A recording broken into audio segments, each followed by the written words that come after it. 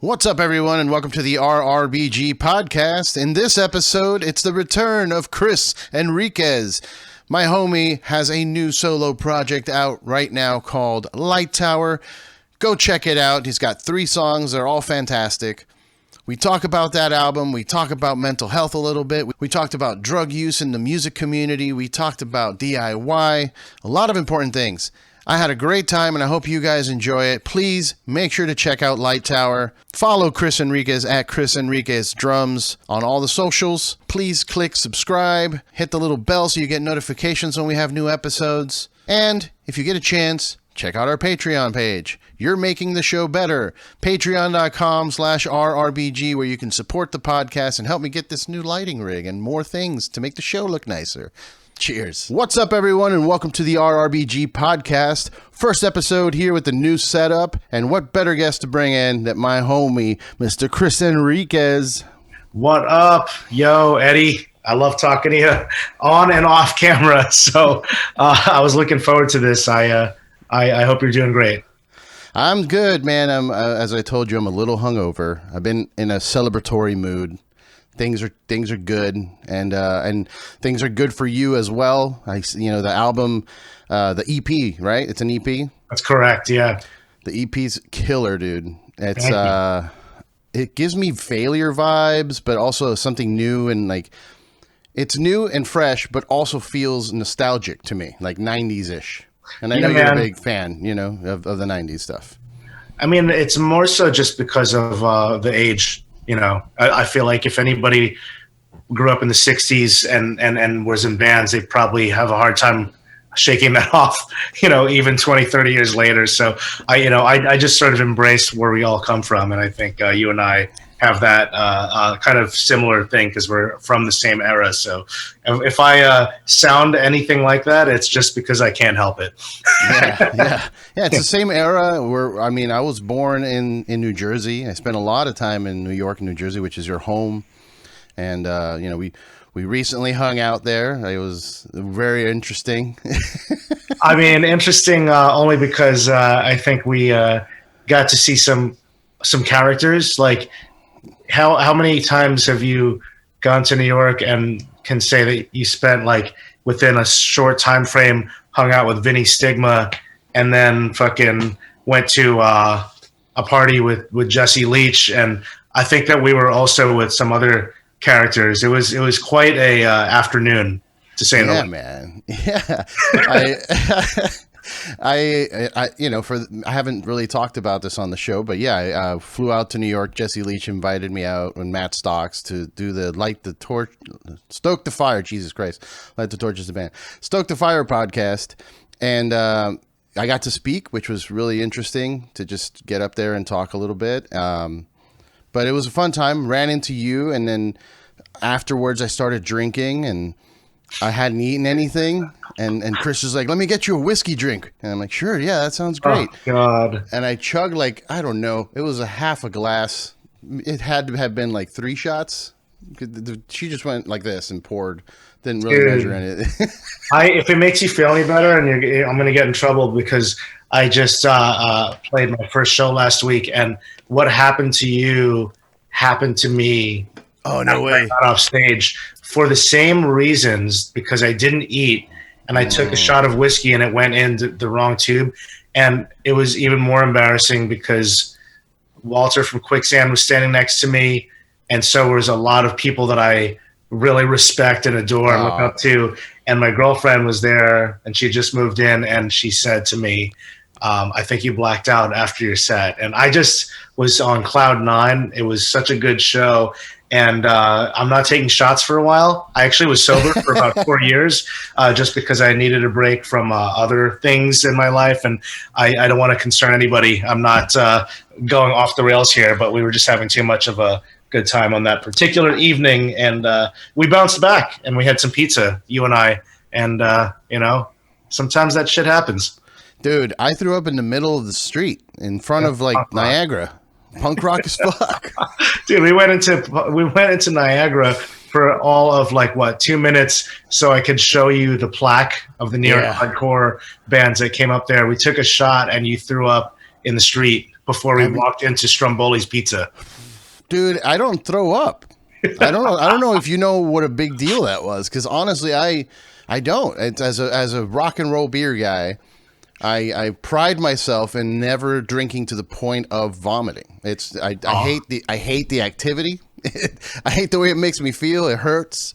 But it was almost instant. Like, there was no prep time. I walked outside. I'm like, man, I don't feel good. Bah! It was almost immediate. There was no prep. Usually I could feel it, or I'm like hovering over the toilet, like, ooh. Dude, you were definitely a rock and roll beer guy that day. Just wiped it off, like, all right, pizza. Dude, you were a pro. You acted like nothing happened, and that we were just gonna totally disregard and go. And I was all right, fuck it, let's go. I'm down.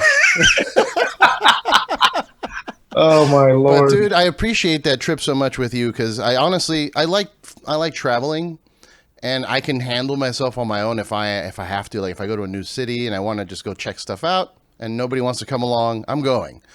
But it's so much better when you have a friend there, and you were that, man. You were a friendly face. The second I saw you, I'm like, yes, I'm not here alone. You know what I mean? I feel like that with you too. Whenever I see you, I mean, the first time I think you remind me of all my friends at home. So it might be just that kinship where I'm just like, oh, me and this dude are gonna be bros. But dude, so tell me about the show. You know, you were celebrating, and as we do, it feels like we are doing a lot of celebrating these days. I feel people are getting over this 2-year panic attack that we all had together. Because last time I spoke to you, you were sober, and then I mean, I'm not weird about talking about that either, but I just but to answer your first question, like the Light Tower project started during the pandemic, and I was going to call it Chris Enriquez, because it is just me playing, and I'm singing, and I wrote everything. For the most part, I had some outside help, but for the most part, it's me. I spoke with Iodine Recordings, who is a great label run by Casey Iodine and Joe Grillo. Those guys have been doing it for a while, and doing a lot of like post-hardcore and reissues by bands from back in the day, as well as sort of like ex-member type groups that kind of fit into my world. So they just felt like marketing something under a solo name could be challenging. So I called it Light Tower so that it would appear to be a band. And I put together an EP, released it last week. It's 3 songs.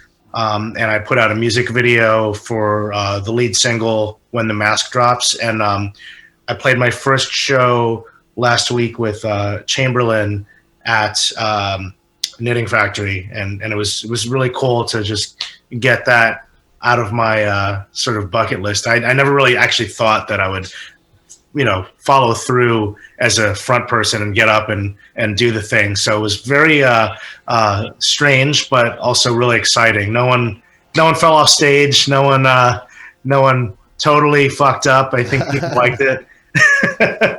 Well, dude, I mean, it's got to be nerve-wracking a little bit. I mean, I wanted to just ask you how it felt, because being a drummer, I mean, that's as far back in the mix as in terms of presence to the audience. You know what I mean? Like, you're in the back most of the time. Yeah. To go from that to frontman, it's a big leap. You know what I mean? So was it challenging at all, or did it feel kind of like you just got in the zone? And I think I felt like I just got in the zone. I think that I knew, like, I was nervous, but for the reasons that you just said, naturally, just like any human being, I'm sure, like, is going to have some nerves when you're standing up in front of an audience and you have a microphone, especially if you're singing and entertaining people. But I had played shows so much, and I felt like very quickly I just felt like I was playing drums again, just because it was kind of like the same idea, right? I'm like trying to put something out there for people to check out and performing. And at a certain point, it just felt the same, oddly. But I was also just trying to not think so much outside of the fact that I was just playing songs that I really wanted to get out there. And it felt really good to do that.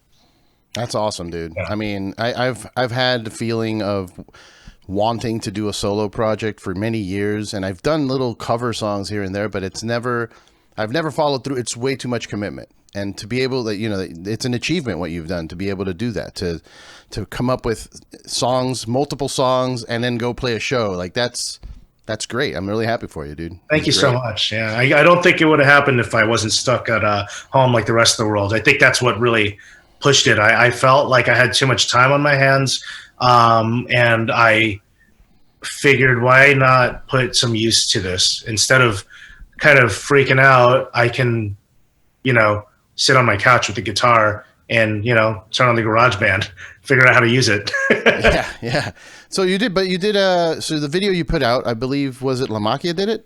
Yes. So John Lamacchia from Candiria, who's a dear friend, as well as a very awesome artist that I manage now.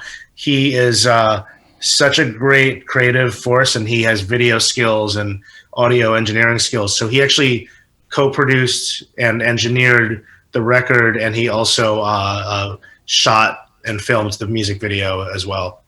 Very cool, man. Yeah, it came out great. And so you're singing and playing guitar at the same time, right? Yeah, so I'm singing and playing guitar. The only other person that played on it is my friend Justin Williams, who plays in a band called Gracer. Played keyboards, but I played drums, bass, guitars, and all the vocals. Well, I meant live. Like, you're not pulling a Phil Collins playing drums and singing. I definitely don't think. I mean, hey, you never know, but that was not on my mind. I don't think that I considered that. So who's playing with you live? So my drummer is this awesome dude named Jason Crawford, and he was in a band called Drift Off. I think they're still active, but Drift Off is a great band that has members of, I believe, they were like ex-members of Junius and current members of Psalm. I don't know if you know those bands, but he's the drummer. Justin Williams from this band Gracer, who is on Revelation. I don't know if you guys ever heard them, but he plays keys.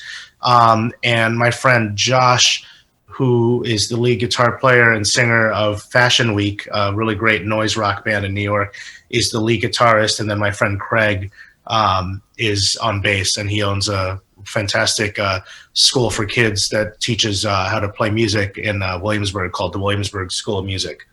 That's awesome. Yeah, so just a collection of fellas that I came up with. Very cool. Very cool. So, I mean, you're the busiest man I know in terms of being in different bands and also working for, a full-time type of job and working for Revolver. And it's like, how do you keep all that like lined up? And, where does this project fall in terms of priority now for you amongst, the other projects? I mean, so right now, Spotlights is my main band, and we are about to go on tour, and that's in about a week or so that we're gonna do a 2-week tour in the U.S. And then we're working on new material, which we already started working on. So we're kind of taking a hiatus to kind of figure out the next album, and that's really kind of it for Spotlights. The biggest priority right now outside of that is that Sergio Vega, who I think by now everyone knows that he just left Deftones. Something happened? Yeah. Something happened with the Deftones? No way.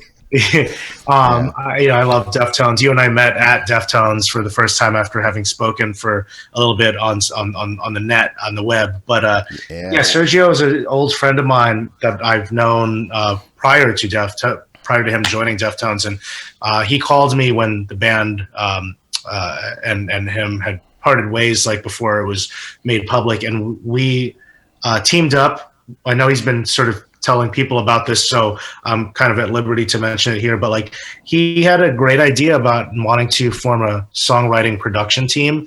That's like a huge thing for me right now, and like something I see taking up a lot of my time and energy, because I think that we want to get behind the scenes a little bit more, especially like as we're getting older, not that I have any plans of slowing down, but how do we age and stay active without having to do it with a band and touring and all that? Well, we figured if we are writing and producing for other artists, we can kind of put our stamp on music and also make a somewhat of a some income, as something that we do as part of our living doing this, So we have a track that is a collaboration with Keith Buckley. That's the first thing that we're going to be putting out. And it sounds awesome. We just started sort of like sending shit around, and, we're hoping to finish that quite soon so that we can put that out. And then there's like other vocalists that other people will know about soon, because it's people that everyone will have heard of. That's without a doubt, but it's kind of like kept under wraps until this Keith track gets out to the world. I think we'll start slowly putting out the other songs, and they're going to be rolled out as singles. So it's not a band. The idea is that we have a single with Keith, we have a single with another person, so forth. And slowly down the line, I think, we want people to sort of realize that we're kind of no different than what NERD might be doing, like the hip hop space, where it's like, or the Roots or something. It's just something that doesn't really happen as much in our space. So we found like an opportunity where, as multi-instrumentalists, Sergio and I are playing and writing all of the instruments, mostly him on the stringed instruments, and then I'm handling the drums and stuff. But we both are able to sort of record in a studio together and bounce off of each other, and it's really cool. That's awesome, dude. Yeah. That's the kind of ideas that are being spawned due to the pandemic. Like you see stuff like those cover songs that 2 Minutes to Late Night was doing. Absolutely. That's an idea that makes perfect sense when you hear it, but no one had pulled it off to that degree anyway. And the same goes for this. Like this sounds like it should be a thing, and it's not, and you guys are doing it. That's awesome.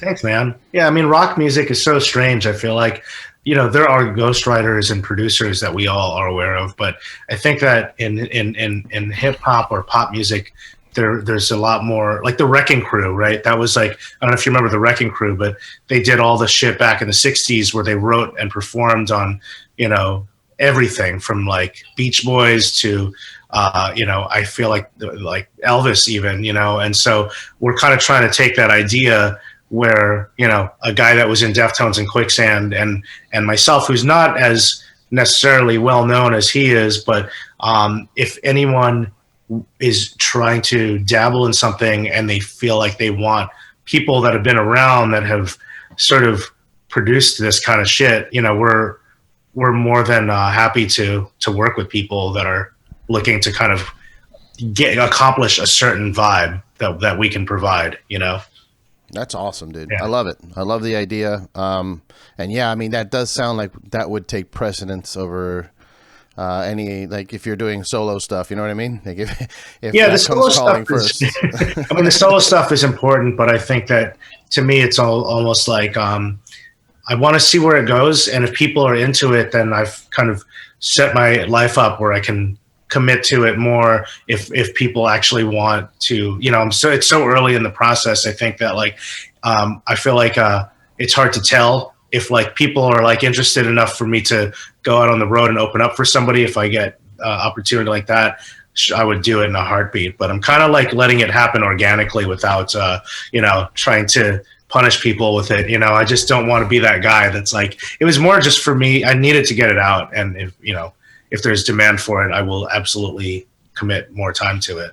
Hell yeah. Yeah. I mean, that's how all things are. And it's also going to help you creatively. I think it's once you're in that flow, you're in there and you're working with multiple people in and out, it's going to start making your brain pop new ideas as well that could go for the solo stuff, Totally, dude. You're a musician, so I didn't know that until we hung out that you were a lead singer, and I feel like inspiration sometimes can come from different places. Right now, I just feel like working with so many different people is just amazing because like when I talk to Sergio and Keith, for example, versus when I talk to like Mario or Sarah or just internally with my own projects, like it's so funny that what might seem logical to you when you're writing music isn't always the same as what other groups or other people think. So I feel very fortunate that all these outside sort of things are now kind of impacting how I approach music as a songwriter. I think before that, it's sort of like most people just write what comes to them. And I didn't necessarily want a band where I could have collaborative efforts in this situation, but I definitely take inspiration from seeing other people's approaches and how they piece things together, whether there's formulas or not formulas and all that sort of thing, Yeah, it's putting in the work, and it goes for anything you want to do. Like even with this podcast, like, it took me 6 years to get to this pretty lighting that we have here. It's not that complicated. It's just me. It took me 6 years to figure out how to just do it myself. Fuck it. I'm not gonna, you know what I mean? And now you get flown out to New York City to talk about it on a live podcast with Vinny Stigma. Actually, I was texting Vinny. He gave me his number. Now we're friends. It's like, what? What? That's amazing. I love that, man. I just saw him last Sunday. I filled in on drums for Burn, and we played with Cro-Mags, Madball, and Murphy's Law, and Stigma was, I think he was either on stage or like by the stage, but it was right next to Niagara. Nice. Yeah.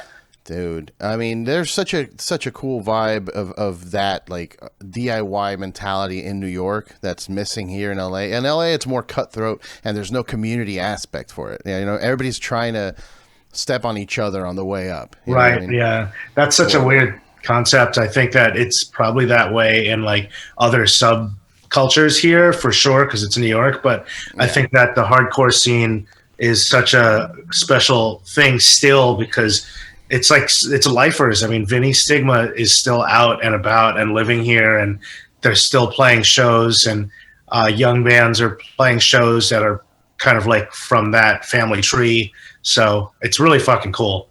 Yeah, man. Yeah, it's awesome.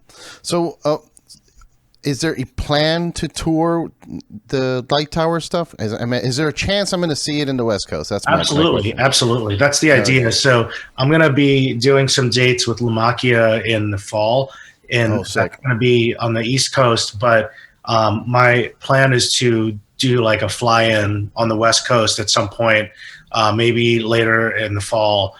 We're doing this first one in early fall, but I think that with like the situation of being able to go out to like, let's say like LA and then make a 4-day trip and do San Diego as well as some other sort of major cities is what we're going to be looking to do, as opposed to like doing the country. So that's kind of where my mind is at, is like, as opposed to getting in a van and losing a bunch of money and having to go through everything. I'd rather go to the Midwest or go to the West Coast, do 4 shows with friends that I know are going to be good, and then go home. You know what I mean? So rent some gear, rent a van. That's pretty much how I plan on covering different areas with this project. Hell yeah. I mean, that's the way to do it. It's at our age, it's hard to get in a van and, no showers, shower at Walgreens and like. Well, I mean, that's why it's good with Mario and Sarah, because like we have enough we have enough out there, and at the point where we know that when we book shows that it's not going to be like that, we're not like packing out rooms per se and selling out clubs every night, but at the same point in time, we're also only playing shows in places that we know we've played before, where we have a draw. And it's been like, I think 6 or 7 years now. So like, even though we do get in a van, we're not like clueless on like, oh man, this might be rough. Like, are 2 people show? It's never like that anymore. You don't have a sign. You don't have a sign at your merch table that says "Need a place to crash." No, never. We did that. I did that way too much 20 years ago, and I feel like that's part of punk rock. And if you don't do that first, then you'll never appreciate what you have now. But those days are not. I will fucking put my credit card down on a hotel, even if I am losing money, before I am fucking asking strangers if I could sleep on their fucking couch. And no disrespect, but I'm too old for that. Yeah, you do get to that point in life where you don't want that life anymore. Same with like roommates. Like I'm at that point now. If it's rent's getting higher, all that stuff. The economy is whatever in trouble, but also I cannot live with another human being that's not my wife anymore. Oh my That's God, never absolutely. ever happening again. Dude, I lived with a person that was a good friend of mine with my ex-girlfriend, and even that was kind of probably not the best thing to do, but yeah, not at our age. But yeah, I mean, like, hey, don't get me wrong. I got a couple homies who've put us up where they have a really nice house, and I'm all about that. But yeah, I'm not like fucking staying at punk houses anymore. I've done that enough in my life. I'm done with that. The punk houses, those places are nuts, and a lot of people may not know what we're talking about because maybe they don't tour or whatever, but there are random ass houses in the middle of the country that people just stay at, and it's Dude, really I've done rough. it all. I've stayed in. I was in a band that got. I was in a band called On the Might of Princes, and we got stranded in Twin Falls, Iowa, and stayed at a punk house for like 3 days. With like, this place was like, these guys were like dreadlocks, fucking like. Lots of animals in the house, like multiple cats, multiple dogs, more than just that. Trailer in the back with a toddler. Oh no! And like, people drinking 40s and smoking weed with the baby present, and just blasting Neurosis. Like God. fucking like it was a weird. So I mentioned a punk house, but like, you know, I don't know what everyone's definition of punk house. It was definitely like a squat, and there was definitely people that were not paying rent in there, and we had nowhere else to go. And we would do that in our 20s if we had to, but yeah, that's not happening today. Okay, yeah, you try and tough it out, and like, maybe I'll sleep in the car. You know, maybe I'll stay in the van or in the, you know, in the back of the pickup, wherever you're touring in. But boy, it's yeah, there's some rough spots out there. And there's one in particular, I think, in Savannah, Georgia, that I've been to multiple times. That was a fun one. And yeah, you're going to find some stuff. We did it once with Spotlights during our European tour. We played Romania, and we had to stay at this promoter's friend's house, and he kept calling her Walter White. And we didn't know why until we got there. And I think that she was a meth dealer, or there was something off, and we kind of had no choice, and we were in the middle of Romania, and so it's like, what do you do? So we slept there, and it was definitely strange, and I don't know how much I actually slept besides laying in this person's, like, one of the rooms that I was put in. Yeah. Like the promoter was like, have fun with Walter White, and we're like, all right, thanks. I mean, I guess if that's what you're into, but hey man, no, I'm not into that anymore. There's a lot of bands out there that ever. Yeah. I meant ever. I'm just kidding.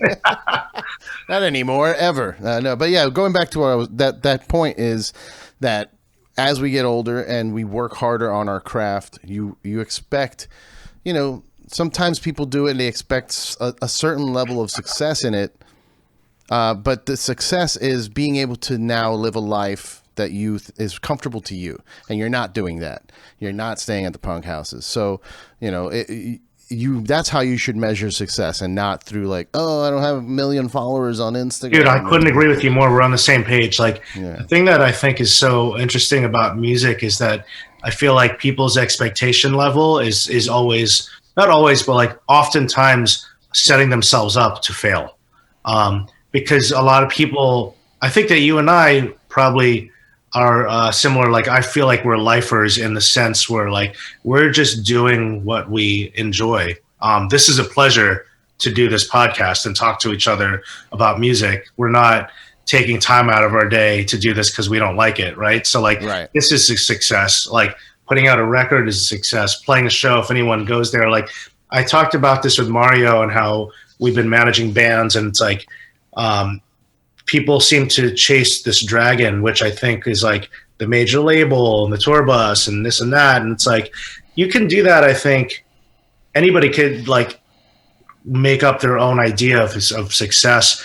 And if you want to be playing pop music and you're younger, then maybe American Idol is your route, you know? But when you're playing niche rock music, like in the world that we live in, you kind of have to decide for yourself whether this is the life you want for yourself or not, because, you know, unless you're that rare scenario where you're like Def Heaven is nominated for a Grammy and High on Fire is winning, like, this is not the world where you're trying to come in here and fucking like be a pop star. That's not, I mean, I don't know. I'm just saying that because I talk to people and it just seems like some people have this idea, and if it doesn't happen, they're bummed. And it's like, dude, no, like I've been doing this for a long time and I haven't stopped because this is fun. That's the dream right there. The dream is that this is fun, you know?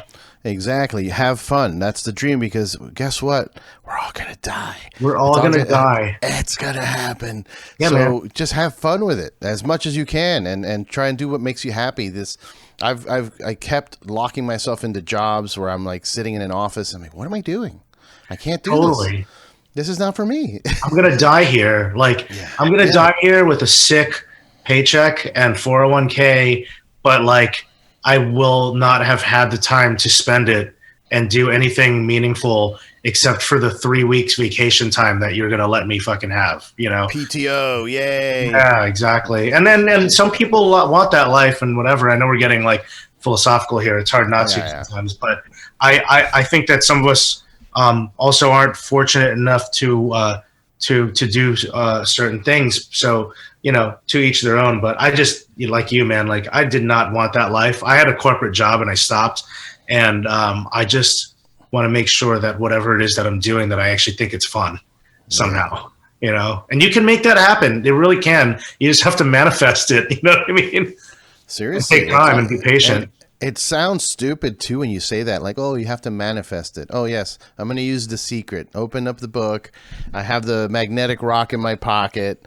You know, I do my chants that I do at night. No, it's not like that. It's more of just putting a goal for yourself. That's all it is, dude. An attainable goal, nothing crazy that you like. Where's the end? There, like, just give yourself a small goal.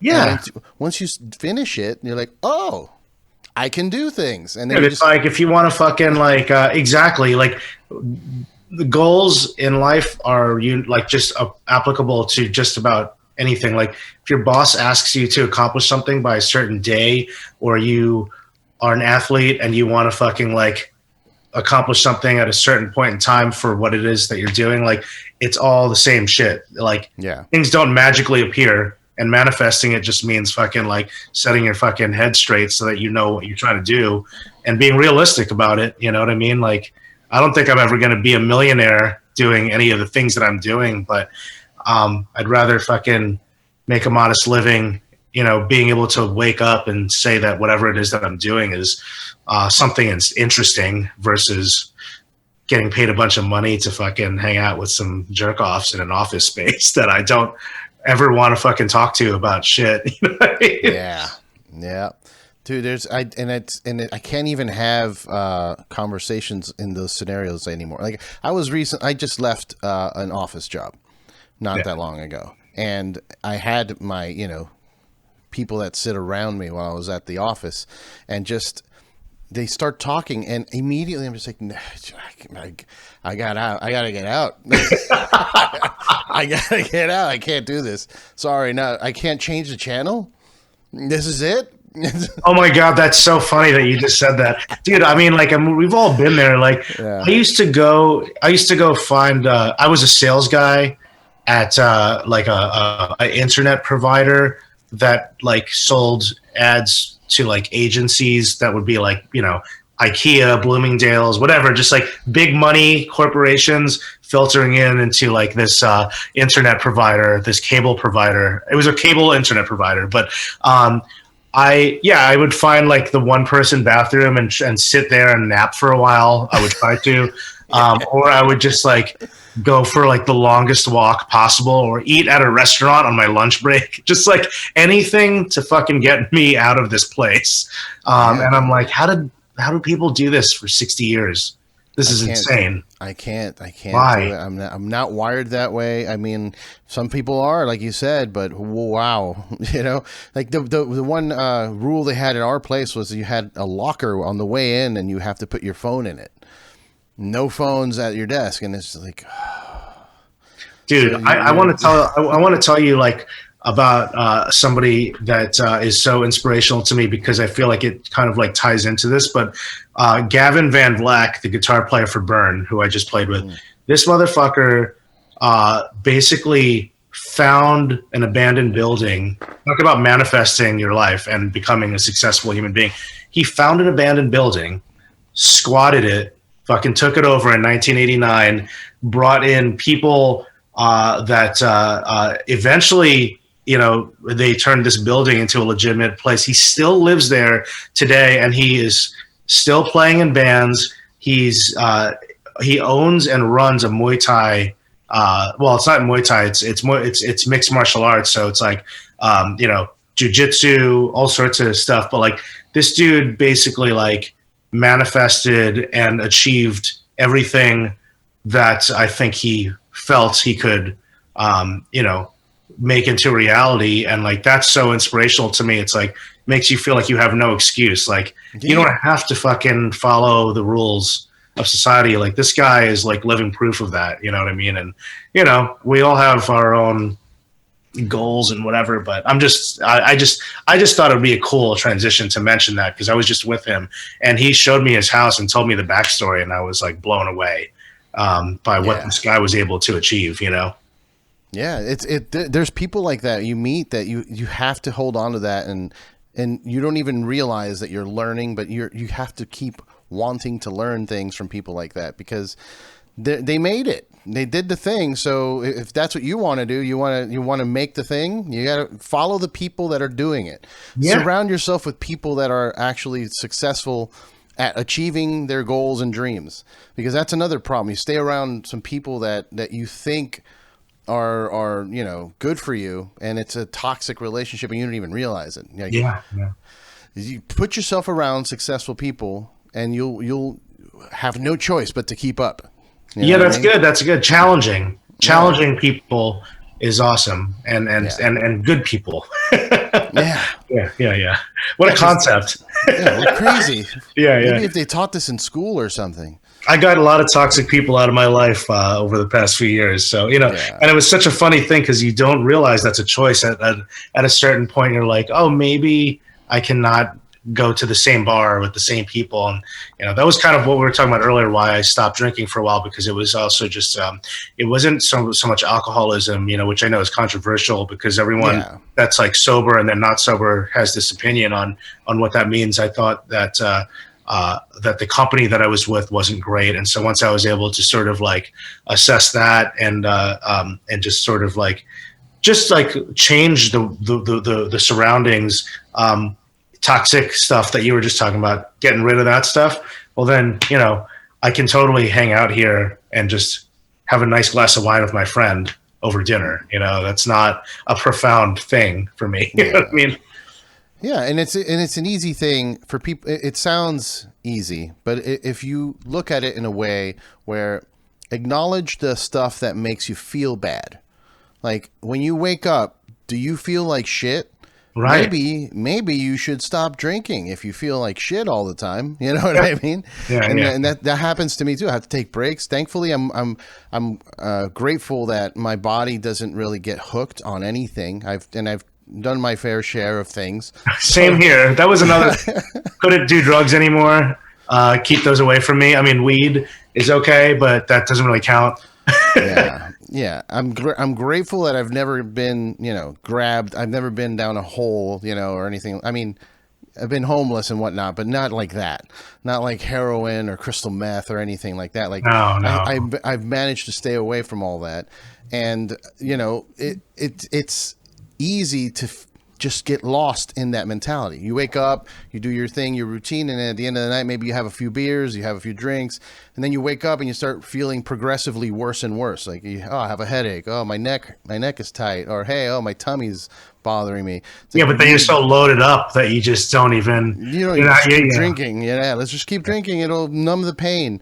That's the problem, though. I think I think the reason why musicians and like people in entertainment fall into these traps also is because there's always like this unspoken element of living on the edge, where you might not even realize that like you're kind of like walking on the edge of a building sometimes, and if you can get away with it and wake up the next day and you feel like you had a good time and nothing completely bad happened, no one fucking died, that you got away with something, and you're Right. like this, like it's an exciting rush of a strange achievement. It's like I went out and did this and that and this and that, and I lived to tell the tale.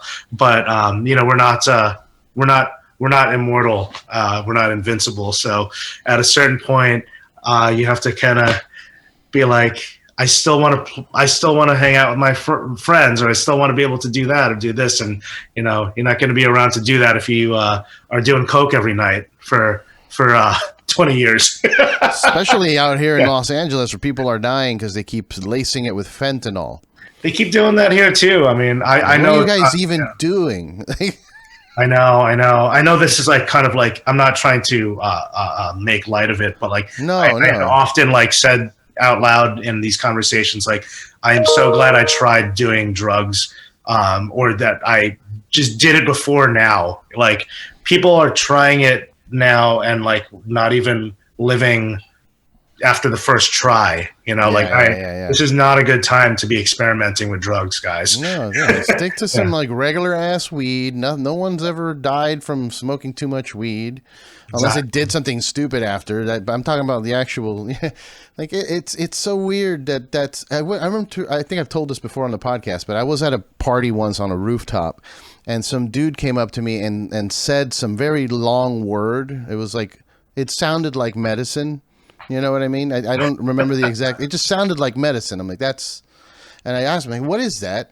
And he's like, oh, it's that stuff all the rappers are dying from. And I looked at him, I'm like, and you want this because you want to die? He's like, no. I'm like, then why are you doing it? Yeah, because they don't think about that. They don't think about that.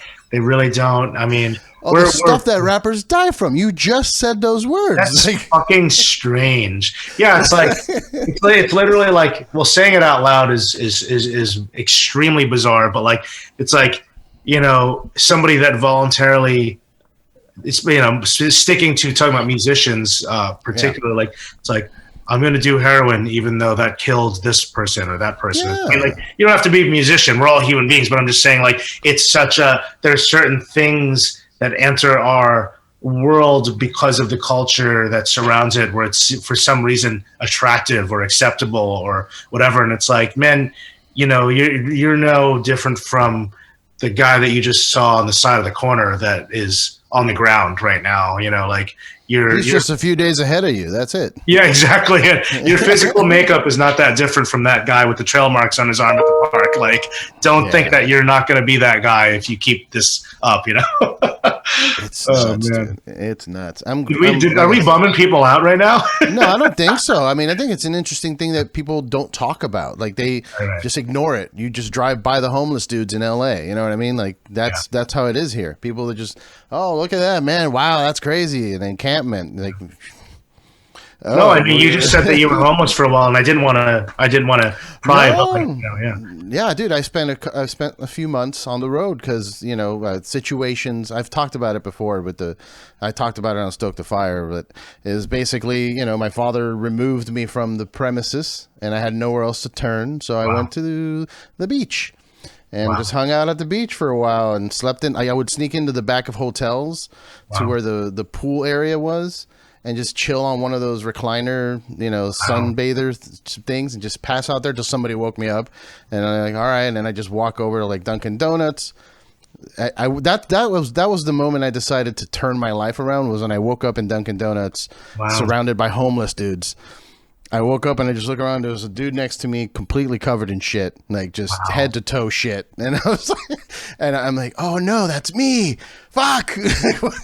Well, I mean, doing? It does take sometimes, like, seeing, like, when I was down in the dumps because I was getting through a breakup and doing a lot of drugs and drinking a lot, and also like having the like just like the stuff that we were talking about before, like you're trying to cure something in a way that's not really, it's a temporary cure, and it's leading you down this path. Sometimes you have to like hear what other people are saying about you behind your back, or people that are brave enough to tell you to your face, or see someone else in the same room doing what you're doing, and then like what you just said, where you're just like, that's me.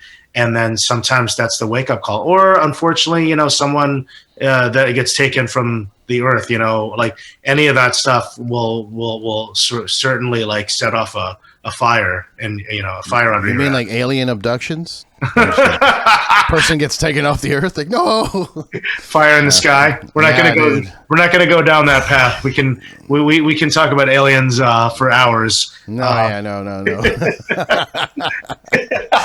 But yeah, I think so. You mentioned that we're bumming people out. I don't think it should be. I mean, No, I didn't mean it like that. I just it's their perspective, obviously, but this should be taken with like, hey, look at the shit we've gone through, both of you and I, and look at where you're at. You're a successful musician right now. So I mean, I appreciate that, and I will take that, just because, like I was saying earlier, like I've always felt that the measure of success is what you consider it to be, and if you're doing what you like and you're happy with it, then you should be living in the moment and see, like, you don't need 1 million followers or 1 million streams to be successful. If you are happy with what you're putting out. I just said this to a friend of mine yesterday, because in New York, it's very easy to get popular in New York if you have the right avenues. But then when you leave New York or any major city, you're just an average human being, and then your ego can kind of be checked when 2 people come see you play in Delaware, and you're like, I just played for 200 people the other day, and now there's 2 people. So I was telling my buddy, like, if you have 200 fans in a particular area that you're from, you use that as a place of, like, you my point is, like, own it. Get back there. Yeah. Like, own it, and like fucking like and don't not appreciate it. Like, those are the people that like what you are doing, and if you own it and just be happy that you have it at all, you know what I mean? So that's a measure of success to me. I appreciate you saying that, because it's it's a weird, the music world is a weird one, and it's a hustle. It's a hustle, and it can be very unforgiving in certain areas. So yeah, for sure. And the fact that you're doing it, and you're putting out new music, and you're even bigger projects in the future. Like, things are getting bigger and better. So it's a good time for Mr. Enriquez over here. Oh, thank you, thank you, Senor Torres. Latinos forever. Let's take over. Maybe that's why we get along so well. I'm Filipino, so technically I'm a little bit of a Latino. And my best friend's name is Ralph Torres, and maybe I said you remind me of my homies. So there you go. You are definitely in the crew of the Latinos, for sure. Especially you got the last name and you got the Filipino blood. That's fine. You're good. My homie. My middle name is Armand. So there you go. Also got that too. There you go. Yeah. I sound like I could have been like a Ricky Martin. If I used my name, you could have put me in that section of the record store. That's right. Be living la vida loca. But it's a whole different perspective of that storyline. For sure. Dude. So okay. The EP plans for vinyl. What we're gonna do is basically like add more songs to the EP that's out on digital, and then that will ultimately be a physical full length down the line. So we did it this way to kind of test the waters. Like, we didn't want to go out assuming that we could just sell a couple hundred LPs or 7 inches in this case, because it's an EP right now. So now that there's it seems to be some interest, I think that like we may go and do 6 songs and add to it, and at some point, I don't know if it would be later this year or early next year, like it will eventually become a full length. So that's the idea. Hell yeah. Good. I'm looking forward to more. Thanks, brother. Yes, and I want a vinyl. That's why I asked. I got you. I'm just now. That's my life now, and it's the worst hobby to have in California, because if there's an earthquake, I don't know what I'm going to do with my 400 records. Oh my gosh! Well, so stupid. What am I doing? Supporting music? How dare I? how dare you have a hobby where you collect cool things that make you happy? Yeah, What do it's you know? awful. Yeah. Oh man, but anyway, dude, thank you so much for hanging out and helping me kick off the new setup here, and I'm stoked for your future. I'm stoked for this project you mentioned with Sergio. I think does it have a name? Yes, No, but I think you're not Sergio, revealing it yet. yeah, Sergio wants us to kind of have some anonymity with some of the stuff at the moment. So like, Okay. I know that we hinted at like the idea of what we're doing, and the thing with Keith Buckley is public, but we're gonna roll out like the whole thing where it has a name and a place where you can find out who we're working with and hear the tracks, and there'll be music videos for the singles, and one of them is already done. So there's going to be a name for it. It like I said, it's not going to be different from like how the Roots or NERD have a name, or the Wrecking Crew. So we have our own sort of a name that we're going to be going by. Where when you go on Spotify, it'll say that name featuring Keith Buckley or so and so featuring, Gotcha. So forth and so on. Yeah. All right. Well, that's awesome, dude. I'm excited for that. I'm excited for Spotlights. I need to see you guys again. It's been too long. Thanks. I'd love to hang out with you with Mario and Sarah next time we're on the West Coast. We'll make it happen. Hell yeah. In the meantime, where can people pick up the EP or listen to the EP? So if anybody is feeling generous and you want to buy it digitally, you can go to the Iodine Recordings Bandcamp, and it's available there for streaming and for digital purchase. I have some merchandise up there as well. And then it's on all streaming, so whatever you prefer, Spotify, Apple Music, it's all over the platform. So, I'm super pumped, and we're working on some more music videos and some like in studio sessions. So I'll be rolling out some cool things in the near future for people to check out. Hell yeah. So please, yes, listen to the album, pick it up, buy it. It's 3 songs. It's not that expensive. You can afford it. It's less than Taco Bell right now. And you'll be supporting a musician and my buddy who's been kicking ass. So thank you so much for spending time here. And follow is it Chris Enriquez Drums? Is that at? That's my personal, and you can find everything there because I just have it linked to like every single thing that I'm involved with up there. You got a link tree. I got a link tree. Yeah. I like what you said about Taco Bell. If it's cheaper than Taco Bell, and it won't make you feel like you're sick in the bathroom afterwards, unless you're weird and music makes you sick in the bathroom. I don't know. It will not. You should put that on this. I'm gonna a quote. Yeah, it will not give you diarrhea. And their fire sauce does not come with the record. But. Yeah. Sorry, no extra record. But dude, thanks again, man. We'll hang out soon. I'm sure of it. Much love to you, my friend. Cheers. Take care. I'll see you soon. Have a good one, man. You too, brother. Bye.